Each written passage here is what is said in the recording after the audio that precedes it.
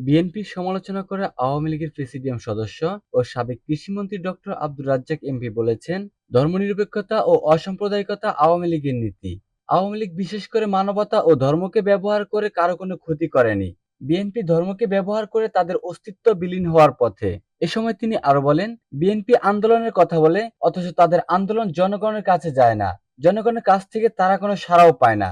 অচিরে দেখা যাবে তাদের দল খণ্ড বিখণ্ড হয়ে অস্তিত্ব বিলীন হয়ে পড়ছে। আমরা চাই গণতান্ত্রিক দেশে সরকারি দলের পাশাপাশি শক্তিশালী বিরোধী দল থাকা উচিত।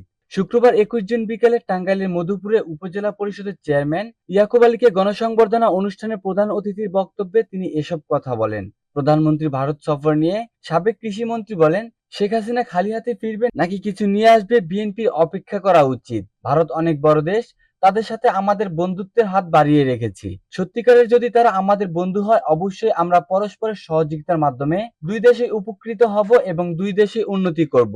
আওয়ামী লীগের প্রেসিডিয়াম সদস্য ডক্টর আব্দুর রাজ্জাক এমপি আরো বলেন, আগামীতে আওয়ামী লীগ জনগণের ভোটে ও সমর্থনে ক্ষমতায় থাকবে। সারা পৃথিবীতে বাংলাদেশের মর্যাদা অনেক উঁচুতে উঠেছে। এই মুহূর্তে জিনিসপত্রের দাম একটু বেশি। আওয়ামী লীগের প্রধান লক্ষ্য হলো জিনিসপত্রের দাম কমিয়ে মানুষের ক্রয় ক্ষমতার মধ্যে নিয়ে আনা।